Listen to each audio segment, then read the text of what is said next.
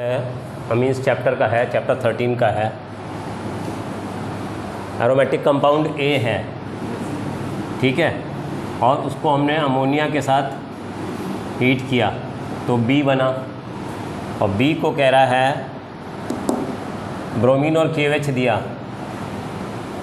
तो सी बना, और सी का फॉर्मूला दिया है C6H7N। इससे हमें क्या समझ में आ रहा है, ब्रोमीन और KOH से Hofmann bromamide degradation reaction, Hofmann bromamide, Hofmann bromamide degradation reaction. अब ये हॉफमैन ब्रोमामाइड किस पे काम करता है, अमाइड पे, ये अमाइड पे काम करता है, ठीक है। अब ये जो कंपाउंड बना है अमाइड को वो अमीन बनाता है, तो ये कंपाउंड आप पहले निकाल लो, वो ये हो जाएगा, क्योंकि 6 कार्बन है, हाइड्रोजन 7 ही हैं, तो बहुत ज़्यादा अनसेचुरेशन, तो बेंजीन रिंग तो होगा ही, तो ये एनिलीन हो गया, C इज़ एनिलीन। तो ये B क्या होगा, अमाइड होगा, तो बेंजामाइड हो जाएगा, CONH2, क्योंकि जब ब्रोमीन और KOH दोगे तो ये CO गायब हो जाएगा, एक कार्बन कम कर देता है हॉफमैन ब्रोमामाइड, और ये जब होगा जब ये एसिड रहा होगा, तो A must be benzoic acid, COOH। Acid को अमोनिया के साथ हीट कर दोगे तो अमाइड बनता है, अमाइड को जब हॉफमैन ब्रोमामाइड कर दोगे तो एक कार्बन कम हो जाएगा, अमाइड से अमीन में चेंज हो जाएगा। तो हमारे को ABC का पता चल गया, उसने कहा है कि इनके स्ट्रक्चर्स बनाओ, तीनों के स्ट्रक्चर्स बन गए, इसका नाम बेंजोइक एसिड हो जाएगा, ठीक है, इसका नाम बेंजामाइड है, और वो तो एनिलीन है, ये बेंजनमीन भी कहते हैं। तो इस तरह से A, B और C आपको आइडिया लग गया। उतारिए इस क्वेश्चन को, ठीक है ना। अमीनो ग्रुप जो होता है वो ऑर्थो पैरा डायरेक्टिंग है, बेंजीन पे NH2 है तो वो ऑर्थो पैरा डायरेक्टिंग क्यों है, क्योंकि लोन पेयर इसका बेंजीन रिंग में चला जाएगा, बेंजीन रिंग में जाते ही ये यहाँ पे आ जाएगा, तो यहाँ पे नेगेटिव, ये यहाँ पे जाएगा तो ये यहाँ पे आ जाएगा, तो ये इधर आएगा तो ये इधर शिफ्ट हो जाएगा, ठीक है। जैसे ही बेंजीन के नाइट्रोजन का लोन पेयर इधर आएगा, 2 and 2 4 और 5 बॉन्ड्स नहीं हो सकते, 5 बॉन्ड शिफ्ट होकर इधर आएगा ऑर्थो पोजीशन पे। रेजोनेंस की वजह से 2 and 2 4 और एक यहाँ हाइड्रोजन है 5 नहीं हो सकते, तो ये तुरंत इधर आएगा। फिर रेजोनेंस की वजह से यहाँ आएगा 2 and 2 4 और एक 5वां हाइड्रोजन यहाँ पे लगा है, तो हो नहीं सकता, ये शिफ्ट होकर इधर आएगा, तो ऑर्थो पैरा पे इलेक्ट्रॉन डेंसिटी बढ़ जाएगी, ठीक है जी अनूप जी। ऑर्थो पैरा पे इलेक्ट्रॉन डेंसिटी बढ़ गई तो इलेक्ट्रोफाइल कहाँ जाएगा, ऑर्थो पैरा पे जाएगा। इलेक्ट्रोफाइल को होता है इलेक्ट्रॉन डेफिशिएंट, नाइट्रेशन में NO2 पॉजिटिव आके जुड़ेगा, क्योंकि HNO3 टूट जाता है OH नेगेटिव और NO2 पॉजिटिव में, ये HNO3 इसमें टूटेगा, ठीक है, तो ये इलेक्ट्रोफाइल हो गया।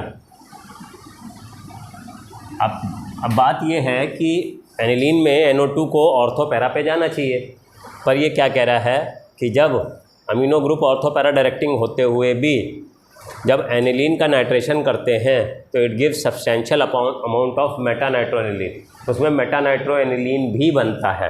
यहाँ पे हमने दिया concentrated HNO3 and concentrated H2SO4, ठीक है। ऑर्थो एंड पैरा तो बनेगा ही, पर मेटा भी बनता है, कितना बनेगा मेटा है जी,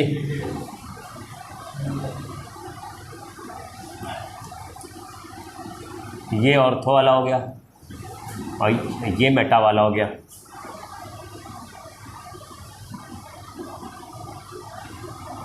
ये भी बनेगा।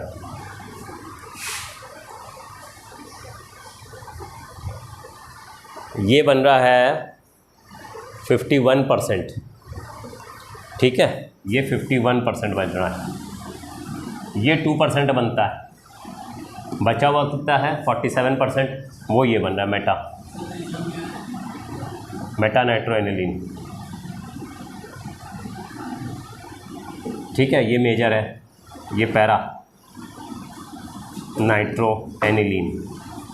अब बात ये आ रही है कि ऑर्थो पैरा का तो बनना समझ में आता है, मेटा बना है और वो भी इतना सारा, ऐसा क्यों? मेटा नाइट्रो एनिलीन इतना सारा क्यों बना है?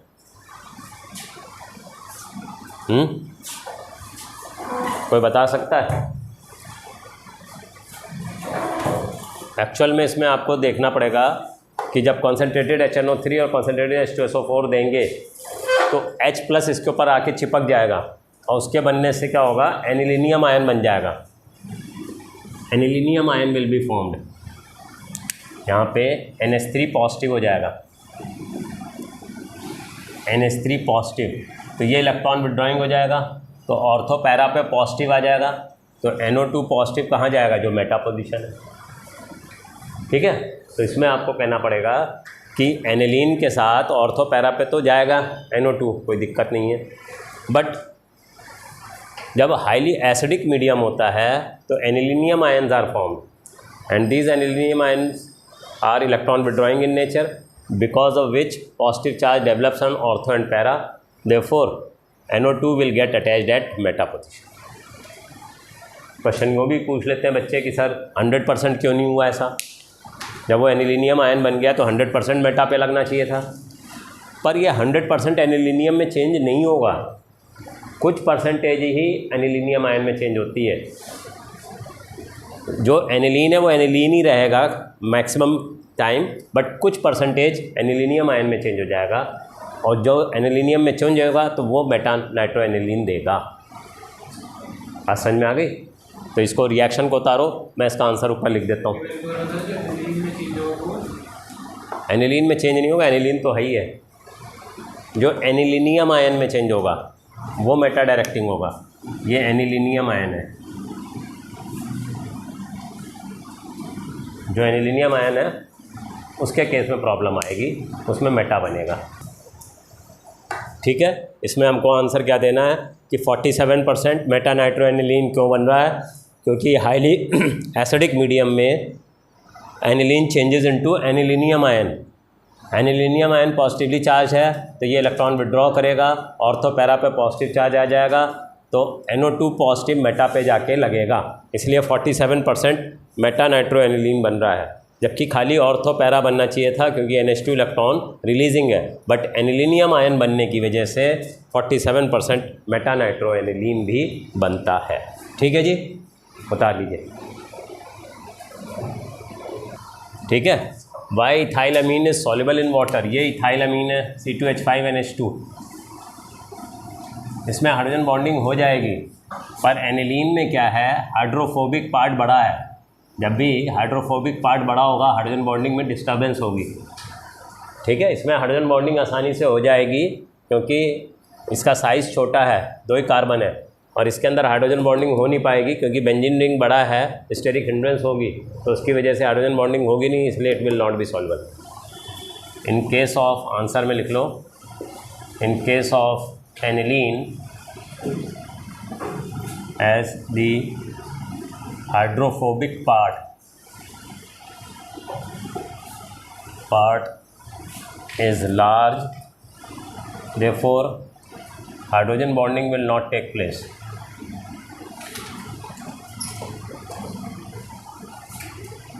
Will not take place easily, hence aniline is not soluble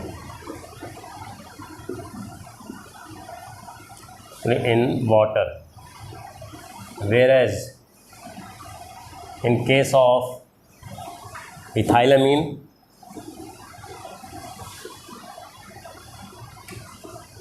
hydrophobic part is a small, hydrophobic part is small, therefore hydrogen bonding will take place easily, will take place easily, hence soluble। ठीक है, इथाइलामीन आसानी से dissolve हो जाएगा क्योंकि ये part छोटा है, हाइड्रोजन बॉन्डिंग आसानी से हो पाएगी इथाइलामीन में।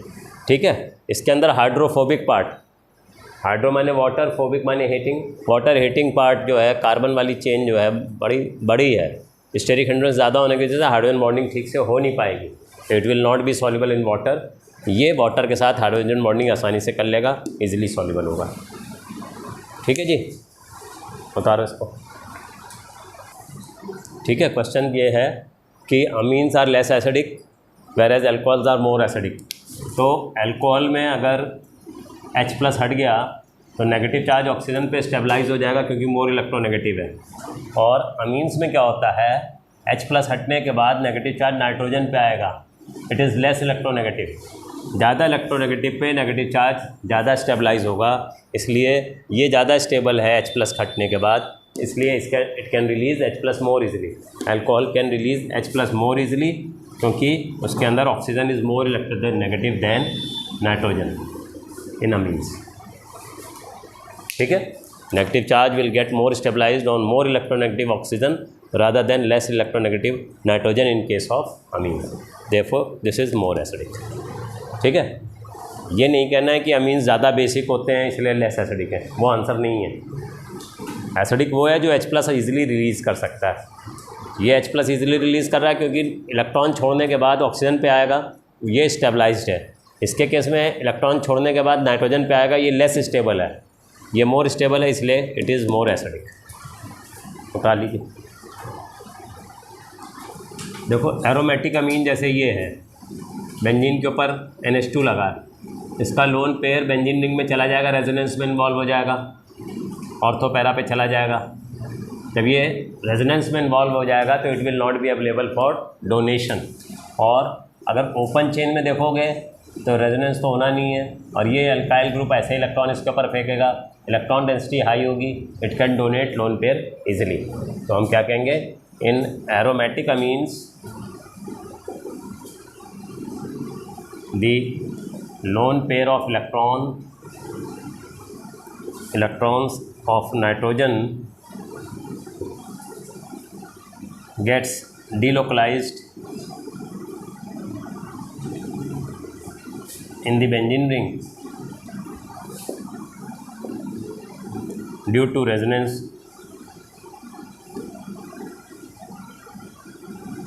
Therefore, it is not available for donation.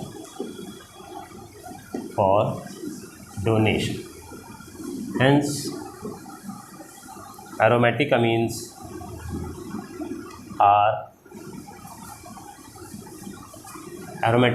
are less basic. Basic वाला ये जो एलिफैटिक अमीन है वो आसानी से इलेक्ट्रॉन दे पाएगा। एरोमेटिक अमीन में दिक्कत है, lone pair is not available for donation. वो बेंजीन रिंग में चला गया, नाइट्रोजन दे ही नहीं पा रहा है इलेक्ट्रॉन, तो इट इज़ लेस बेसिक। इसके अंदर लोन पेयर अवेलेबल है आसानी से, वैसे ही अल्काइल ग्रुप इसके ऊपर इलेक्ट्रॉन और फेंक रहा है, तो ये अपना लोन पेयर आसानी से दे सकता है। जो लोन पेयर आसानी से दे सकता है मोर बेसिक। ठीक है, उतार लीजिए।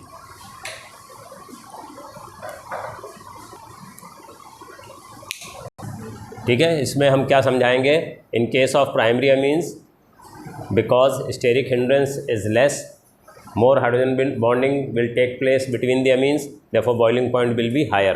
Where as in tertiary amines एक तो हाइड्रोजन नहीं है, नाइट्रोजन से डायरेक्टली कनेक्टेड, और दूसरा स्टेरिक हिंड्रेंस भी बहुत है, तो इसकी वजह से हाइड्रोजन बॉन्डिंग ज़्यादा अच्छी नहीं होगी। तो आंसर में हम लिखेंगे in primary amines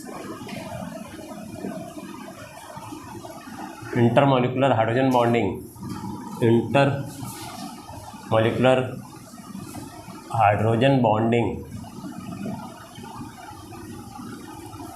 is more, therefore boiling point is higher, whereas in tertiary amines steric hindrance is more and hydrogen is not attached directly with nitrogen,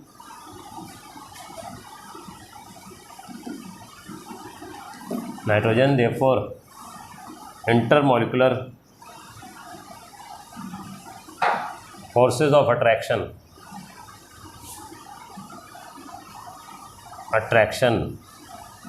are less, therefore its boiling point is lower. ठीक है, primary का सबसे ज़्यादा होगा, उससे कम secondary का, उससे कम tertiary का, क्योंकि प्राइमरी में 2 हाइड्रोजन लगे हैं, सेकेंडरी में 1 हाइड्रोजन होगा और टर्शरी में एक भी हाइड्रोजन डायरेक्टली कनेक्टेड नहीं है, तो हाइड्रोजन बॉन्डिंग हो ही नहीं पाएगी डायरेक्टली। ठीक है, वाटर से H इस पे आके लग जाए तो हाइड्रोजन बॉन्डिंग होगी, अदरवाइज डायरेक्टली नहीं हो रही है। और प्राइमरी वाले में 2 तरफ हाइड्रोजन लगे नाइट्रोजन पे, तो हाइड्रोजन बॉन्डिंग इधर से भी हो सकती है, इधर से भी हो सकती है अमीन्स के बीच में, उसकी वजह से बॉइलिंग पॉइंट इसकी बढ़ जाएगी। ठीक है, तो मैंने आपको कंसेप्चुअल क्वेश्चंस जो अमीन्स के हैं करा दिए हैं, NCERT के जो इम्पोर्टेंट हैं, ये अच्छी तरह से आपको आने चाहिए। ठीक है।